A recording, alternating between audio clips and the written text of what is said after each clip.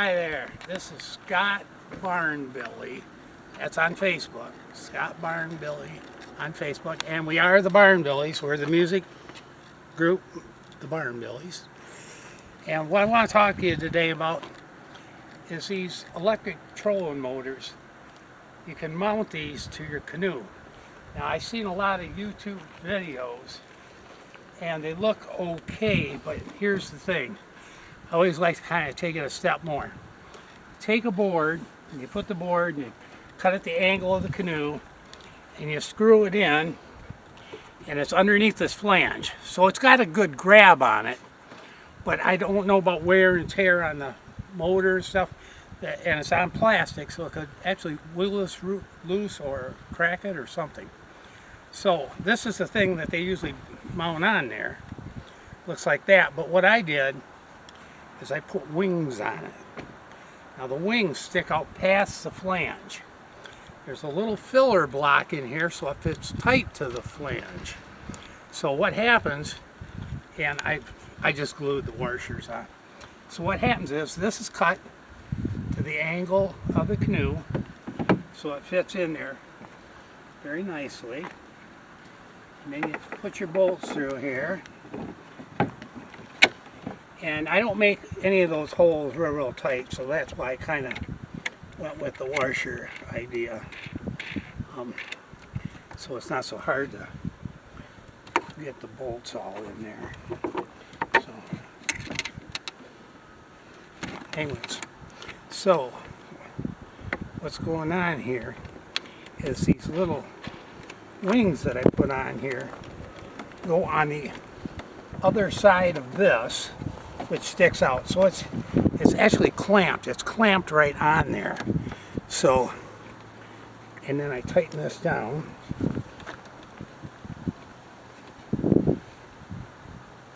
Okay.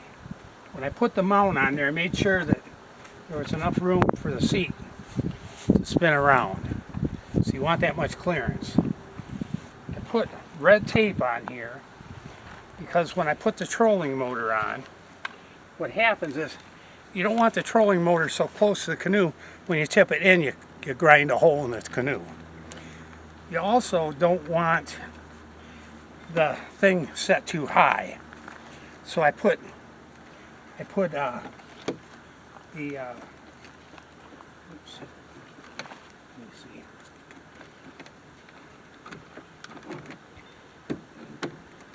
There we go. Okay, now.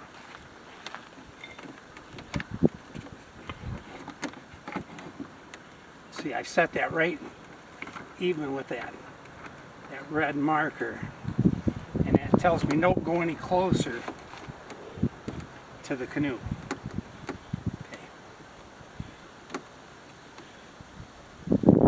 And this red one here is don't raise it up any higher because it can mess it up then. You don't want it grinding into that. Okay, and then see there's some serious weight on this. So anyways, you want this bracket on there real good, but where it don't start working this loose. So that's kind of the plan we got. I got it pretty close to me so I can paddle. I want to be able to paddle without it really in the way. And this one has a telescopic handle, which I like a lot, and I would have actually put this mount back a little further. Now this canoe comes with a setup for the trolling motor, but I didn't like that because you'd have to turn sideways just to run it all the time.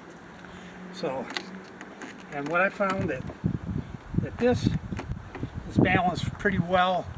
It doesn't make the canoe tip or anything. It's only a 20-pound motor, a mini Kota electric trolling motor. Okay, now over here what I did is the cables that go to the battery aren't real long, so I got some skinnier cables for it, and I can move this battery all the way up to the very front if I want. See, what it is for weight.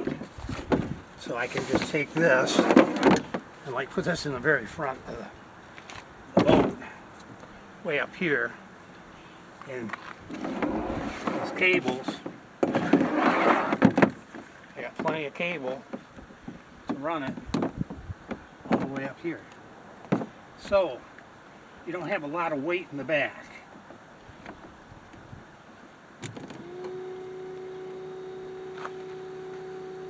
See, it's running. Huh. Okay, so we want to turn it off. That's reverse. But anyways, so the idea is don't have that grind a hole in your canoe. So there it is. That's what we come up with. Wings, very important. It's clamped right onto the canoe. This can't work loose and then bust these. What I was concerned is busting this, cracking this or something. But see, now it's crushed on there like C-clamps. Okay, so there it is. We're up in beautiful northern Michigan, and we're going to go canoe and trolling motor around this little lake on a beautiful day in July. Thank you for checking out our video. That's it for the Barn Billies. Over and out.